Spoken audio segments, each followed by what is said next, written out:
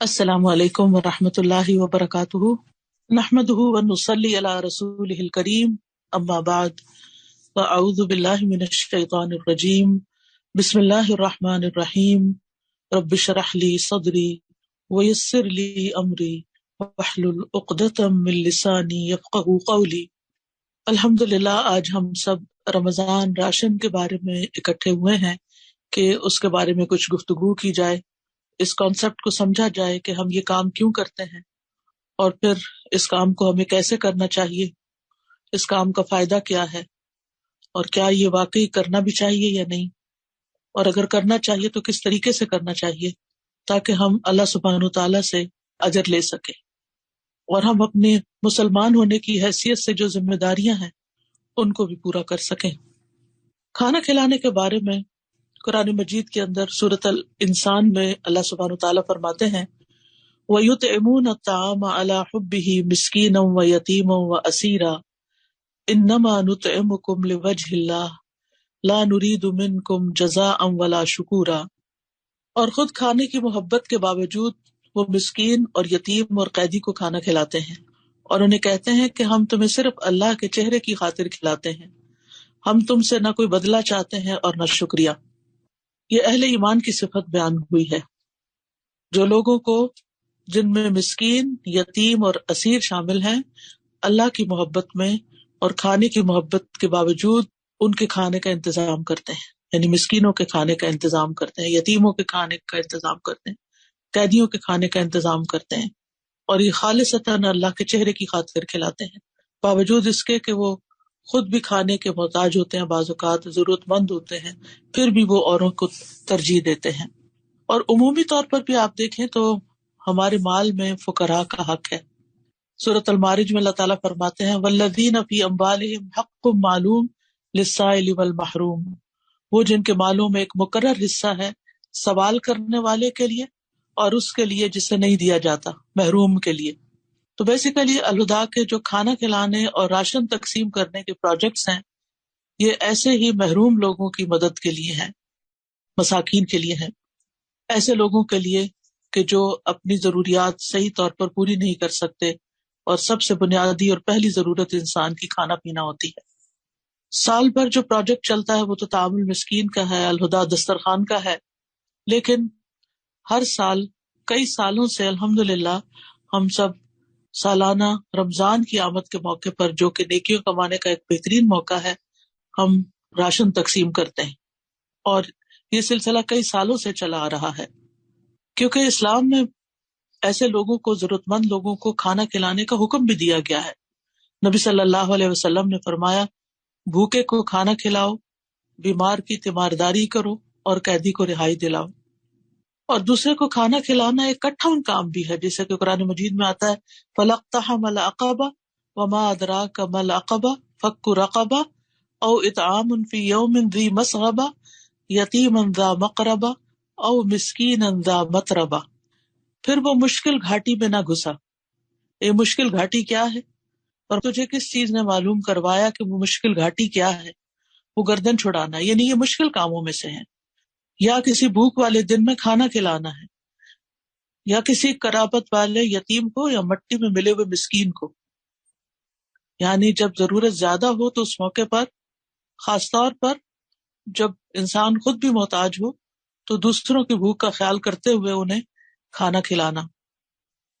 کھانا کھلانا انبیاء کی صفت بھی ہے۔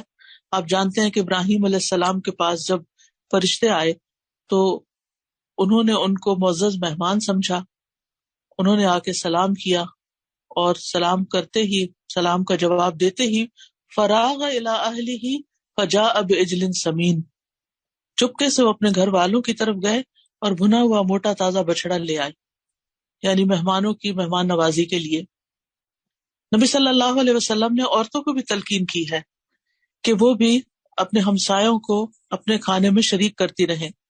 آپ فرمایا کرتے تھے اے مسلمان عورتوں، تم میں کوئی اپنی ہمسائی کے گھر بکری کا ایک کھر بھیجنے کو بھی حقیر نہ سمجھے، یعنی جو بھی میسر ہو، تھوڑا ہو یا زیادہ، دوسروں کو اس میں شریک کیا جائے، اور نہ صرف یہ کہ خود کھلایا جائے بلکہ دوسروں کو بھی ابھارا جائے۔ سورۃ الحاقہ میں آتا ہے کہ وہ لوگ جو جہنم میں جائیں گے ان میں سے ایک تو ان کی صفت ہوگی کہ انہ کان لا یؤمن باللہ العظیم، بلا شبہ وہ بہت عظمت والے اللہ پر ایمان نہیں رکھتا تھا، ولا یحض علی طعام المسکین، اور نہ مسکین کو کھانا کھلانے کی ترغیب دیتا تھا. یعنی جہنم میں جانے کے لیے تو اتنا ہی کافی تھا کہ وہ ایمان نہیں رکھتا، لیکن خاص طور پر ایک اور جرم کی طرف اشارہ کیا گیا، اور وہ کیا ہے کہ وہ دوسروں کو مسکینوں کا خیال رکھنے کے لیے نہیں کہتا تھا. اس سے کیا پتہ چلتا ہے کہ ہمیں نہ صرف یہ کہ خود کھلانا ہے، خود اپنے مال میں سے دینا ہے، بلکہ اوروں کو بھی ترغیب دلانی ہے. یہ بھی ہماری ذمہ داریوں میں سے ہے. اور سورۃ الماؤن میں فرمایا ارأیت الذی یکذب بالدین فذلک الذی یدعو الیتیم ولا یحض علی طعام المسکین.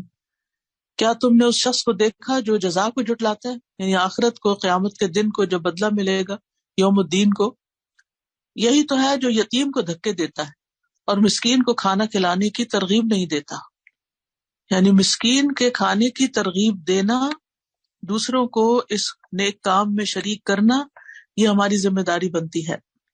ابو درداء رضی اللہ عنہ اپنی بیوی کو مساکین کی وجہ سے زیادہ شوربہ بنانے کی ترغیب دیتے تھے. وہ کہتے تھے کہ ہم نے ایمان لانے کے ساتھ آدھی زنجیر اتار پھینکی ہے، یعنی جہنم کی زنجیر آدھی اتار پھینکی ہے، کیا ہم باقی کی آدھی بھی نہ اتار پھینکیں؟ اور یہ بات انہوں نے اسی آیت سے اخذ کی کہ ایمان کے ساتھ وہ آدھی زنجیر اتار دی. اور دوسری یہ ہے کہ یتیم اور مسکین کا خیال رکھنا اور ان کو کھانا کھلانا. تو یہ ہمارے روزمرہ کے جو ہم نیک کام کرتے ہیں، نماز، قرآن کی تلاوت، تعلیم، درس و تدریس، اور اس کے علاوہ باقی کام، ان میں یہ کام جو ہے کھانا کھلانے والا، اس کو بھی ہم اپنی لسٹ میں شامل کر لیں. اگر ممکن ہو تو روزمرہ کے کاموں میں کچھ نہ کچھ شامل کر لیں. ورنہ الحمدللہ اللہ نے یہ پلیٹ فارم اسی لیے مہیا کیا ہے کہ اگر ہمارے اپنے پاس وقت نہیں ہے، موقع نہیں ہے، ہمیں طریقہ نہیں آتا، ہم سب تک نہیں پہنچ سکتے، تو پھر ہم سب اپنے پیسے ایک جگہ جمع کریں اور وہاں سے راشن خریدا جائے، وہاں سے طعام مسکین کی پلاننگ کی جائے اور ضرورت مندوں تک پہنچا جائے. تو اس میں بہت سے لوگوں کے لیے سہولت ہو جاتی ہے، خاص طور پر وہ لوگ جو ملک سے باہر رہتے ہیں اور وہ اپنے ارد گرد کوئی ایسے مساکین نہیں پاتے، تو وہ مالی طور پر مدد کر کے اس کام میں شریک ہو سکتے ہیں.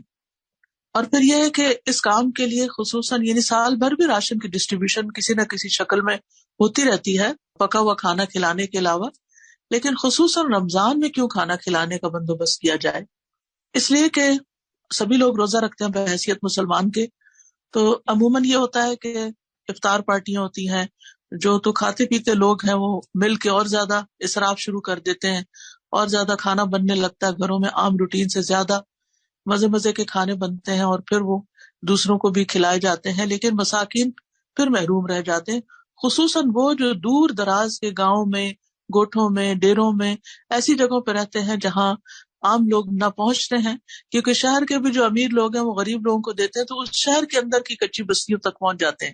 لیکن شہر سے باہر دور دراز کے علاقے، تو الہدا کا مقصد کیا ہے کہ ہم ایسی جگہوں پر پہنچیں جہاں عام لوگ نہیں پہنچتے، اور ایسے ضرورت مندوں کو پہچانے کہ جو سفید پوش ہوتے ہیں اور ان کو عام لوگ نہیں پہچانتے، لیکن ان کے قریبی ساتھی اور قریب میں رہنے والے لوگ ان کی ضرورت کو سمجھتے ہیں. تو بطور خاص رمضان میں جب وہ روزے سے ہیں اور ان کا بھی دل چاہتا ہے کہ کوئی ایسی چیز کھائیں کہ جس سے وہ اگلے روزے کے لیے طاقت پائیں، تو ان کے لیے انتظام کرنا بھی ضروری ہے. رسول اللہ صلی اللہ علیہ وسلم نے فرمایا جس نے روزے دار کا روزہ افطار کرایا اسے ان روزے داروں کے برابر ثواب ملے گا، لیکن ان کے ثواب میں کچھ کمی نہیں ہوگی. تو یہ افطار بھی ہے اور سحور کے لیے بھی، یعنی جب ہم رمضان راشن دے دیتے ہیں تو اس میں صرف افطاری کا سامان نہیں ہوتا، وہ سحری میں بھی استعمال ہوتا ہے. رسول اللہ صلی اللہ علیہ وسلم جو تھے وہ دوسروں کو سحری میں شریک کرتے تھے. ارباز بن ساریہ کہتے ہیں کہ رسول اللہ صلی اللہ علیہ وسلم نے مجھے رمضان میں سحری کے لیے بلایا اور فرمایا آؤ مبارک کھانا کھا لو. تو آپ کا یہ جو رمضان راشن دینا ہے یہ ایک طرح سے ایک بابرکت کام بھی ہے. بہت سے سلف صالحین جب روزہ رکھتے تھے تو اپنی افطاری کے کھانے میں دوسروں کو ساتھ کھلانے کو ترجیح دیتے تھے. ان میں سے خصوصاً حضرت عبداللہ بن عمر، داؤد تائی، مالک بن دینار اور احمد بن حنبل کا ذکر ملتا ہے. ابن عمر یتیموں اور مساکین کے ساتھ روزہ افطار کرتے تھے.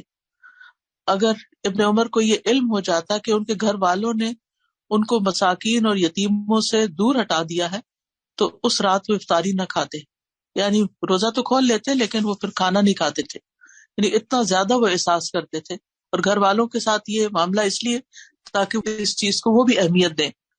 اور پھر یہ ہے کہ اکیلے افطار کی بجائے لوگوں کے ساتھ مل کر افطار کرنا جو ہے وہ زیادہ افضل ہوتا ہے. ابو سوار ادبی کہتے ہیں کہ بنو عدی کے کچھ لوگ مسجد میں نماز پڑھتے تھے، ان میں سے کسی ایک نے کبھی اکیلے اس طرح افطاری نہیں کی کہ وہ کھانے پر اکیلے ہوں. اگر ان کو کوئی کھانے والا ساتھ مل جاتا تو وہ کھا لیتے، ورنہ وہ اپنا کھانا مسجد کی طرف لے جاتے تو وہ لوگوں کے ساتھ کھاتے اور لوگ ان کے ساتھ کھاتے.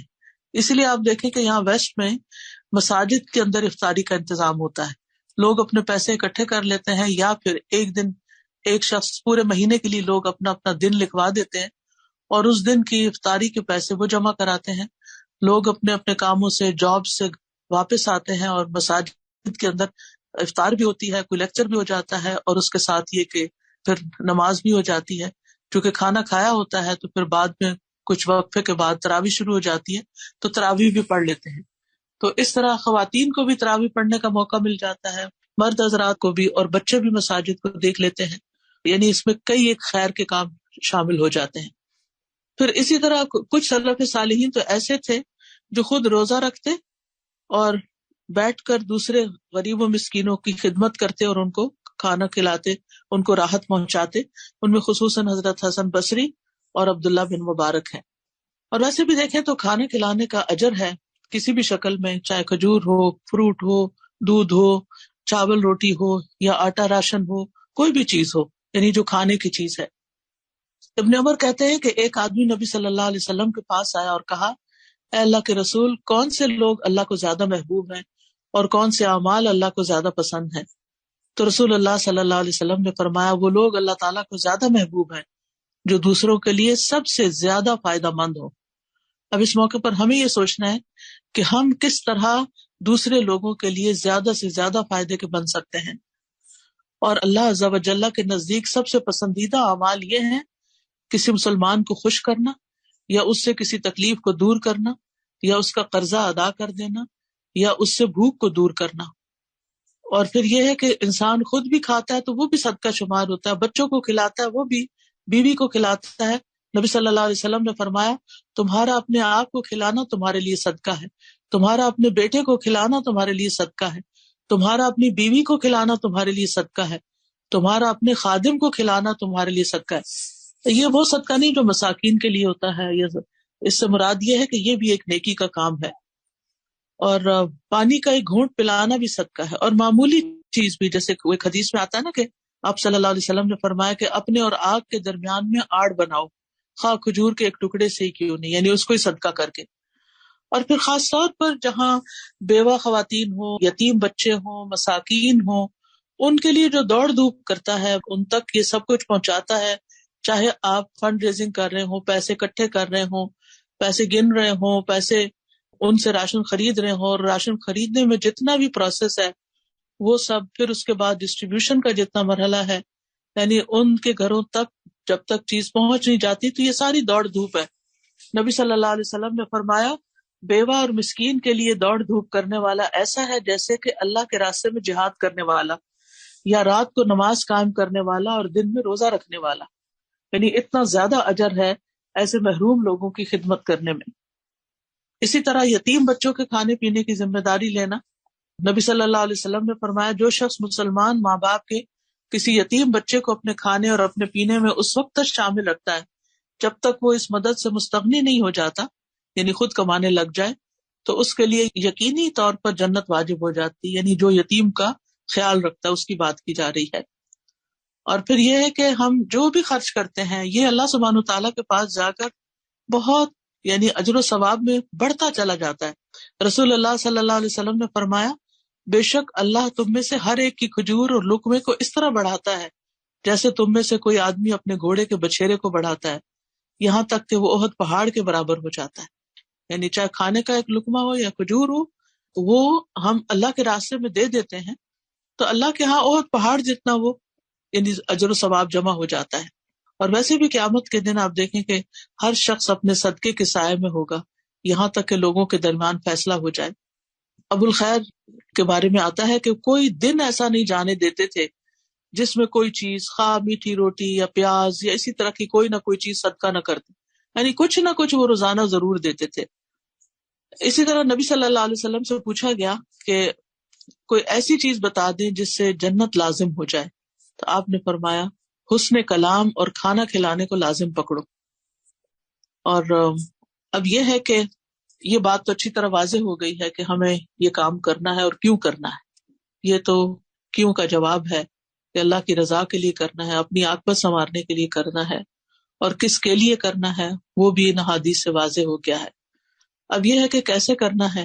ایک تو یہ ہے کہ آپ اپنے انڈیویجول لیول پر، انفرادی طور پر، اپنے گھروں میں، اپنے آس پاس محلے میں، اپنے نیبرز میں، اپنے قریبی کسی بستی میں ضرورت مندوں کو دیکھیں، وہاں پر آپ اس چیز کو پہنچائیں۔ دوسرا یہ ہے کہ وہ لوگ جو آپ کے قریب نہیں ہیں، دور ہیں، وہ آپ تک نہیں پہنچ سکتے، آپ خود ان تک نہیں پہنچ سکتے، تو ان کے لیے بھی راشن کا انتظام کریں۔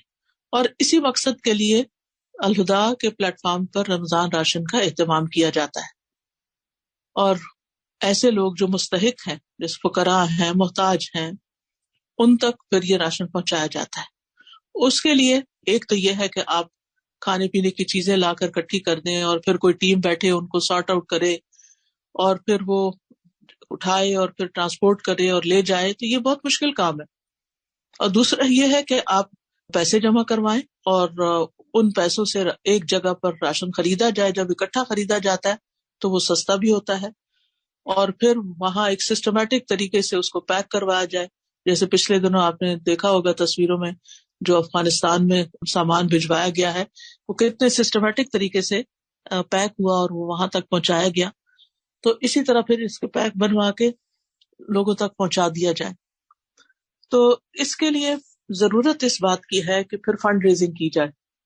فنڈ ریزنگ کے لیے ایک تو یہ کہ ہم اپنے ذاتی مال میں سے کچھ دیں، اس میں سے زیادہ سے زیادہ جمع کر لیں، جتنا بھی کوئی دے سکتا ہے۔ ایک بیگ، اگر ایک بھی نہیں تو اپنے مثلاً آپ گھر کے 5 افراد ہیں تو ہر ایک کی طرف سے اگر 1,000 روپیہ جمع ہو تو 5,000 کا ایک بیگ آ جائے گا۔ اگر آپ میں سے ہر ایک اپنے گھر والوں میں سے ہر بندے کی طرف سے ایک بیگ کو اسپانسر کرے تو وہ بھی ہو سکتا ہے، اگر اللہ نے آپ کو اس کی توفیق دی۔ پھر اگر اللہ تعالیٰ نے آپ کو اس سے آگے کی توفیق دی ہے کہ اپنے والدین کی طرف سے جو زندہ ہے یا فوت ہو چکے ہیں ان کی طرف سے صدقہ کریں۔ پھر آپ یہ کہ آپ ایک نیت یہ کر لیں کہ جتنے بھی آپ کی فیملی کے جو عزیز پیارے فوت ہو چکے ہیں ان سب کے ثواب کے لیے ایک بیگ دے دیں۔ تو اس طرح کر کے یعنی کہ اگر ہر فیملی خود بھی اور پھر اپنے رشتہ داروں کو بھی موٹیویٹ کر کے بہت ایک ڈگنیفائڈ وے میں، بہت اچھے طریقے سے، کیونکہ دوسروں کو بھی تلقین کرنا اور ان کو بھی ابھارنا ضروری ہے۔ تو انشاءاللہ جب آپ یہ کام کریں گے تو اللہ سبحانہ وتعالیٰ آپ کو اس کی جزا دے گا۔ جی استاذہ جی، اگر میں نے 50-100 بیگ ایک دکان سے خریدنے ہیں تو اس میں بس دکان سے خریدا، بٹ گیا، ختم۔ الہدا جو مزید جو ایکسپینسز کرتے ہیں، مثال کے طور پر اس پہ جو ہیومن ریسورس لگتا ہے، اس کی ٹرانسپورٹیشن کہاں کہاں تک پہنچا رہے ہوتے ہیں، لیبر، ڈسٹریبیوشن کے لیے ٹیمز جاتی ہیں، ان کو ریسیونگ لینی ہوتی ہے، انڈیویجول ریسیونگ ہر پرسن کی لے کے آتے ہیں، اس کے لیے پیپر، اس کے لیے جو کچھ بھی چیزیں لگتی ہیں، مٹیریل، اور سب سے بڑھ کے ہمارے ٹیکسز۔ پاکستان میں عام دکانوں سے جب ہم خرید رہے ہوتے ہیں، مجھے نہیں پتا کیا ٹیکسز کا، یہاں پہ تو بہت ہی، مجھے نہیں لگتا کہ ٹیکسز دیے جاتے ہوں گے یا کیا ہے طریقہ کار۔ ہم ایز این الہدا آرگنائزیشن ہمیں پورے ٹیکسز دینے ہوتے ہیں، اور جس کی ایک کافی بڑا فرق آ جاتا ہے ایک عام دکان سے خریدنے میں اور ایک اس پروسیس سے خریدنے میں۔ تو یہ چیز اسٹاف کو بھی پتہ ہونی چاہیے کہ بہت سی ایڈیشنل چیز ہوتی ہے آرگنائزیشن لیول پہ کام کرنا اور ایک ذاتی گھریلو لیول کے اوپر کام کرنے میں۔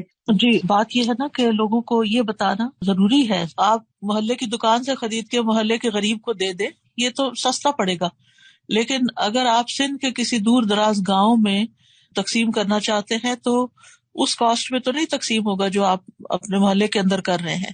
تو کیا ان تک نہیں پہنچایا جائے گا جو دور دراز مساکین ہیں، یعنی جن تک پہنچنا بھی ضروری ہے اور وہ خود ہم تک نہیں پہنچ سکتے؟ تو یہ بات سب کو معلوم ہونی چاہیے، ورنہ اپنے ہی ساتھی شک کرنے لگتے ہیں کہ شاید الہدا اپنے پاس پیسے رکھ لیتا ہے اور مہنگی چیزیں خریدتا ہے. تو یہ آپ نے بہت اچھا کیا کہ ٹیکس کا بھی بتایا کہ ٹیکس بھی پڑتا ہے، اور اس کے ساتھ یہ کہ ٹرانسپورٹیشن کی کاسٹ ہوتی ہے، اور دیگر جو لوگ اس کام پہ لگے ہوئے ہوتے ہیں ان کی تنخواہیں اور لیبر کا خرچہ بھی ہوتا ہے. تو یہ ساری چیزیں مل کے اس پیکج کو اناؤنس کیا جاتا ہے. اللہ تعالیٰ آپ سب کو جزائے خیر عطا کرے اور ہمارے اس کام میں برکت ڈالے، اور حقیقت میں جو مستحق لوگ ہیں ان تک ہم پہنچ سکیں. سبحانک اللہم و بحمدک، اشہد ان لا الہ الا انت، استغفرک و اتوب الیک. السلام علیکم و رحمۃ اللہ وبرکاتہ.